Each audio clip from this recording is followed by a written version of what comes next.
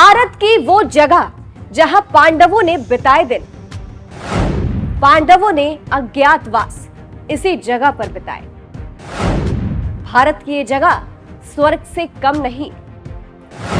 केरल की silent valley में पांडवों ने बिताए अज्ञातवास।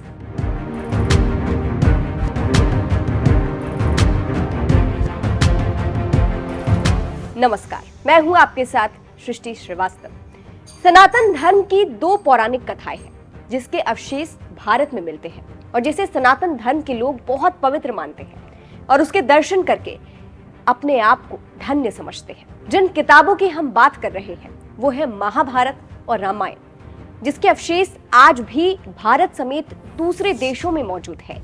तो आज हम आपको एक ऐसे ही स्थान के बारे में बताएंगे जिसके बारे में मान्यता है कि जब पांडवों को अज्ञातवास मिला तो अपने अज्ञातवास को उन्होंने यही बिताया था और ये जगह केरल में है और इस जगह का नाम है साइलेंट वैली। आप तो जानते ही हैं कि कैसे कौरवों ने पासे के खेल में सब कुछ पांडवों से छीन लिया था और फिर पांचों पांडवों को अज्ञातवास में जाना पड़ा। आप जानते ही हैं कि महाभारत के युद्ध से पहले पांडवों ने 12 साल का वनवास झेला था और उसके बाद 1 साल का अज्ञातवास जो जंगलों में बिताना पड़ा था। अगर इसमें पांडवों का भेद खुल जाता तो उन्हें फिर से 12 साल का वनवास झेलना पड़ता। लोकोक्तियों और पौराणिक कथाओं की माने तो ऐसा कहा जाता है कि पांडवों ने साइलेंट वैली में अपना अज्ञातवास बिताया था।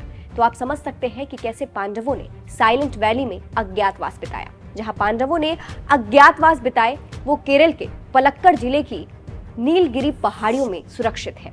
बेहद शांति प्रिय है, इसीलिए इस जगह को साइलेंट वैली के नाम से जाना जाता है। इस जगह प्रकृति के साथ ना के बराबर छेड़छाड़ की गई है, इसी कारण से ये जगह अति सुंदर और शांत है। इस वैली की खोज ब्रिटिश वनस्पति शास्त्री रॉबर्ट बाइट ने 1847 में की थी।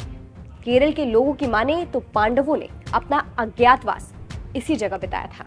जानकारी देते चले कि साइलेंट वैली 238 वर्ग किलोमीटर में फैला हुआ है।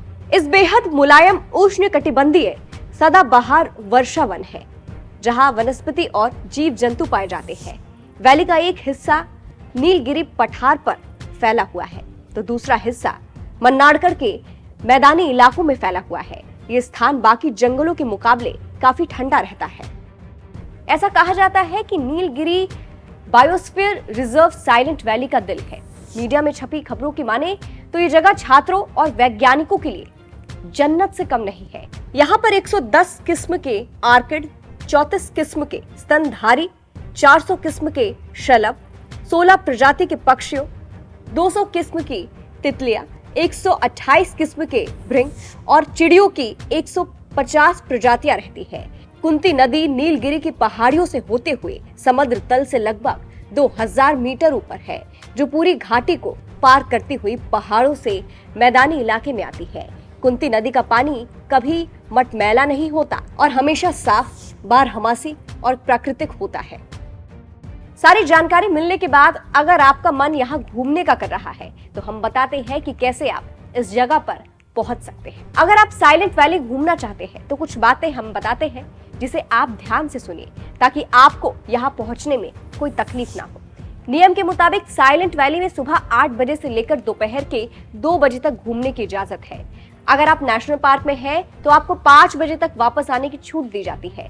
वहीं यदि आप घाटी के जंगलों में जाना चाहते हैं तो आप सुबह 6:45 से दोपहर के 2:45 तक घूम सकते हैं। साइलेंट वैली में एंट्री करने के लिए आपकी एंट्री फीस के तौर पर 50 रुपए प्रति व्यक्ति देना होता है। अगर आप अपनी गाड़ी से जाना चाहते हैं तो उसके लिए आपको 1600 रुपए प्रति व्यक्ति देने होंगे।